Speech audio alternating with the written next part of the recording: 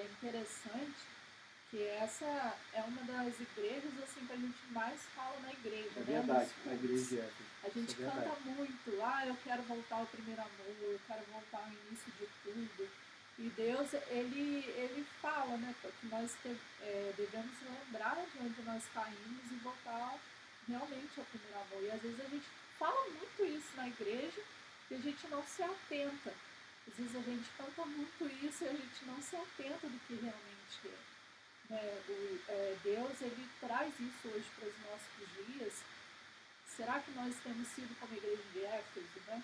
Será que nós caímos, esquecemos de nos arrepender, de pedir perdão? Por isso é a igreja aqui que a gente quer focar, mas hoje que é a igreja que a gente fala mais. A gente fala muito da igreja de Éfeso, mas que não só de palavras, né? Não só de canções, mas que a gente realmente venha voltar aonde que a gente caiu, onde que a gente errou, o arrependimento, né, que ele venha ser diário nas nossas vidas. E se nós formos ver, irmãos, a igreja de Éfeso ela é citada, porque tem igrejas aqui, das 7 igrejas, que a gente não vê outras passagens dela no Novo Testamento. Mas nós vamos ver que Éfeso era uma província muito grande, era uma província conhecida no mundo inteiro. Quem que nunca ouviu falar da Diana dos Efésios? Então nós vamos ver que essa igreja ela era perseverante, mesmo em meio àquela idolatria. A toda aquele culto pagão que tinha, a toda aquela imoralidade daquela época, né? Porque apesar de ser um povo muito rico em cultura, era um povo muito devasso em algumas práticas. Então nós vamos entender, quando a gente lê isso aqui, que Deus fala que aquela igreja, olha, tem um porém também contra ti que deixaste teu primeiro amor, que a igreja passava, muitos ali passavam um momento difícil. Aquela igreja, ela era uma igreja firme, mas ela estava tendendo as práticas antigas da sua vida. Então Deus vem, endereça o anjo ali e fala, olha, tem um contra ti que deixaste teu primeiro amor. Vá lá, conserta, volta, faz uma análise, se arrepende, porque eu quero continuar usando você. Se você não quiser que eu continue te usando, aí sim eu vou trazer o meu juízo sobre a sua vida. Mas olha que coisa linda, irmão. Deus preparou aquela igreja, corrigiu ela, para que ela pudesse viver um novo tempo. Um plano divino. É sair dessa esfera que nós vivemos aqui hoje. Só, eu não consigo, Tiago. Eu não tenho força para orar. Eu não tenho força para ler a Bíblia. Irmão, não é mais tempo disso. Eu não estou querendo ser aqui imparcial a minha dificuldade, não. Eu estou dizendo o seguinte, irmão. Começa a mirar aqui o que Deus está falando. Ele está falando assim, ó, ao vencedor. O que te lembra isso? O que Deus fala sobre vencer? É porque está na hora da gente tirar o olho dessa esfera dessa terra e começar a mirar na nossa eternidade. Enquanto muitos estão mirando aí o que vai acontecer do mundo, o mundo está em colapso, mira na sua eternidade. Mira nas regiões celestiais. Começa a também ter perspectiva das coisas de Deus para a sua vida, meu amado. Sabe por quê, mano? As pessoas hoje parece que elas só querem gerar planos para essa terra. Não é verdade? É muita busca de crescimento pessoal, isso não é errado não, tá, irmão? Mas assim, eu te pergunto, quantas vezes você tem sonhado como que vai ser sua vida na eternidade? Porque se Deus ele tem uma preocupação em tratar a minha vida para que eu possa chegar no céu plenamente, assim, irmão, oh, meu Deus, como que vai ser uma coisa tremenda? Irmão, eu preciso começar a entender que eu não tenho que só pensar nessas coisas aqui. Antigamente eu vi os crentes falar assim, não, um dia eu vou andar nas ruas de ouro. Não era? Eu vou cantar lá naquele lindo coral. Como é que vai ser? Hoje você não vê isso, irmão. Hoje eu só vejo as pessoas falando assim, não, não, você, irmão, você vai ter isso aí, você vai conseguir isso. Não, no final da sua vida você vai estar abençoado, vai ter tudo que você quer. Eu vejo poucas pessoas que falam assim, não, eu quero andar naquelas ruas. Acontece muita questão também, né, que a palavra do Senhor nos fala sobre a natureza humana. As pessoas hoje meio que querem ir para a igreja, aceitam a Jesus, mas querem viver uma vida da maneira que elas querem. Elas não se deixam ser moldadas pelo Espírito Santo. A palavra do Senhor nos fala em Gálatas que o Espírito de Deus, que ele possa dirigir as nossas vidas. Porque quando a gente recebe o Senhor como nosso Senhor, suficiente, Salvador, Nós devemos deixar as paixões, os desejos de lado. Né? Nós olhamos aqui para a igreja de Éfeso, Deus fala que eles sofreram, que eles tiveram paciência, que eles trabalharam, só que eles esqueceram do primeiro amor. Né? Eles faziam tudo certo, vamos dizer assim, mas eles esqueceram do primeiro amor. Então, assim, a nossa natureza humana, ela precisa ser morta todos os dias. Né? Porque não adianta a gente ir na igreja, como na igreja de Éfeso, a gente trabalha, a gente faz, a gente tem paciência, mas a gente é dominado pelas coisas do mundo, a gente é dominado pelas paixões, pelos desejos. Quando Jesus fala, ele fala assim, Deus fala, tem porém contra ti que deixasse teu primeiro amor. Volta, lembra de onde você caiu. Volta, para de fazer as coisas que você quer, Thiago. Você tem que fazer o que eu quero. Quando você me recebe, quando a gente recebe Jesus, quem tem que agir nas nossas vidas é Jesus. A gente tem que andar segundo o que Ele quer. Não é fácil, né? Porque a gente negar o nosso próprio eu, né? É bem difícil, mas quando a gente passa a entender a questão do plano da salvação, que Jesus ele veio, ele morreu, e com a ressurreição dele, ele nos deu uma nova vida, ele nos deu a chance de chegarmos a Deus, de chegarmos ao Pai. Isso é muito lindo. Não adianta a gente só aceitar Jesus, a gente querer Jesus. Nós temos que viver o que Ele quer das nossas vidas. Aquela questão que você estava conversando, que a gente estava falando, é verdade, porque muitas pessoas hoje só ligam Jesus ao templo, ao lugar ali da adoração. Sim, né? Falei para o Thiago que eu estava meditando na palavra do Senhor e Deus ele me levou, eu acho que até comentei isso no grupo das mulheres da igreja, que todo ano a palavra do Senhor nos fala que Jesus descia com seus pais à festa da Páscoa em Jerusalém. Quando Jesus tinha 12 anos, eles desceram, aí os pais de Jesus vieram e acharam assim, não, Jesus deve estar com um conhecido ali, quando acabou a Páscoa, eles estavam indo embora, Jesus deve estar com um conhecido, deve estar indo embora com alguém. Quando eles chegaram, eles deram falta de Jesus, eles foram ver e Jesus não estava ali. Aí depois de eles pegaram, voltaram, depois de 3 dias eles foram achar Jesus no templo.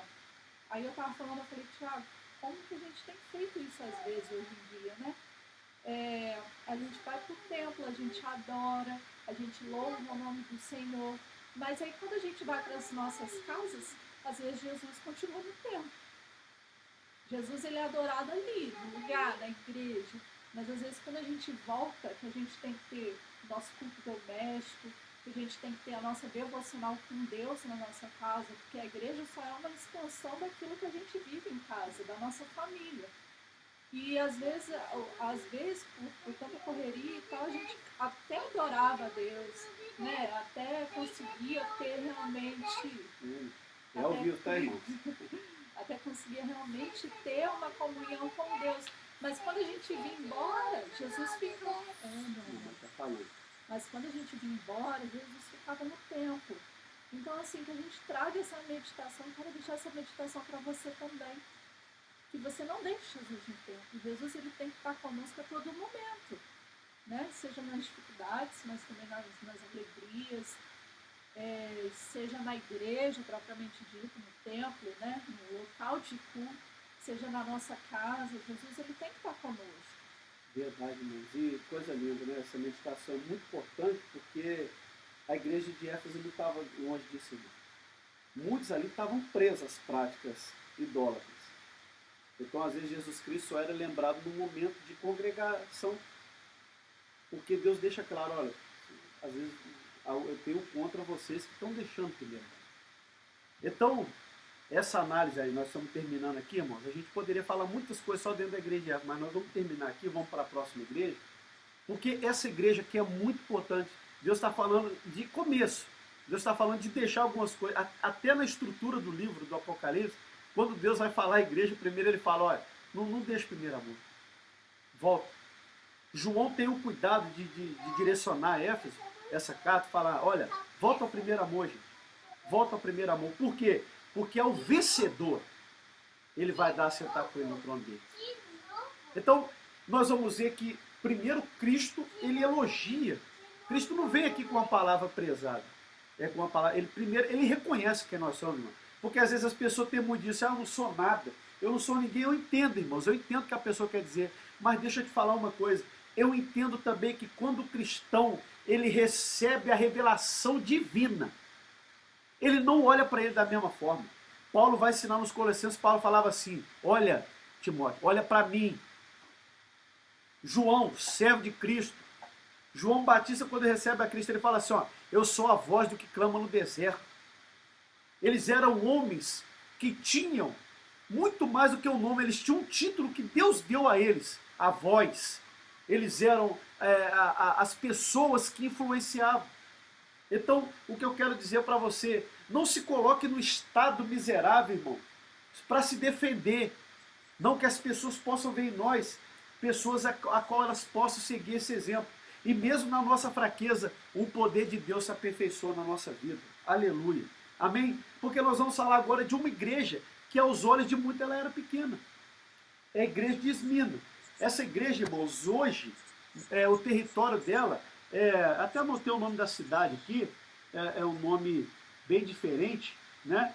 É um território de Ishima, na Turquia. Era uma igreja pequena, né? E assim, até mesmo o povo era materialmente pobre. Eles não tinham muitos recursos, né? Mas nós vamos ver, olha só, eu vou ler rapidamente aqui, diz assim, ó, ao anjo da igreja de Esmina escreve, essas palavras são daquele que é o primeiro e o último, que morreu e tornou a viver. Ou seja, o Apocalipse sempre começa falando o que Cristo é, o que ele é, o que ele era, o que ele há de vir. O plano divino está estabelecido aqui nesse livro para nós. E ele diz assim, ó, conheço as suas aflições e a sua pobreza, mas você é rico. Conheço a blasfêmia do que diz não ser judeus, dizem ser judeus, mas não são, sendo antes sinagoga de Satanás. Irmão, isso aqui é tremendo. Se tem uma coisa que muitas pessoas não avaliam hoje, eu também tenho uma anotaçãozinha aqui, é sobre essa questão da sinagoga de Satanás, que foi explicado, né? Que Jesus fala lá no livro de João, no capítulo 8, no versículo 39 ao 44, que, assim, irmãos, isso aqui é muito importante a gente entender, é justamente isso, é análise pessoal, porque a sinagoga de Satanás aqui não está falando de um templo físico, não está falando de pessoas. Olha aqui o que diz aqui, ó. Abraão é o nosso pai. Esses judeus estavam respondendo a Cristo. Disse-lhe Jesus, se vocês fossem filhos de Abraão, fariam as obras que Abraão fez, mas vocês estão procurando matar-me. Aleluia. Sendo que eu lhes falei a verdade do que ouvi de Deus. Abraão não agiu assim. Vocês estão fazendo as obras do pai de vocês. Protestaram eles. Nós não somos filhos ilegítimos. O único pai que temos é Deus. Disse-lhe Jesus. Se Deus fosse pai de vocês, vocês me amariam. Pois eu vim de Deus e agora estou aqui. Eu não vim por mim mesmo, mas por aquele que me enviou. Aleluia. Versículo 44. Vocês pertencem ao pai de vocês, o diabo, e querem realizar o desejo dele. Então eu vejo algo diferente aqui na revelação à igreja de Esmina, que Deus estava falando essa igreja aqui, ó. Eu conheço o trabalho de vocês. Vocês pensam que vocês são pobres, mas vocês são ricos. Mas ele tem um aviso para ele, ó. Eu tenho contra ti isso. Aleluia. Ou melhor, irmão, desculpa aqui que eu li aqui, dizendo aqui, ó. O diabo, né, continuando aqui, ó. O diabo lançará algum de vocês na prisão para prová-los, e vocês sofrerão perseguição durante 10 dias. Ser fiel até a morte e dar-te a coroa da vida. Então nós vamos ver aqui, aleluia, que quando ele está falando aqui a essa igreja, irmão, não tem crítica a essa igreja. Que coisa tremenda. Que coisa tremenda.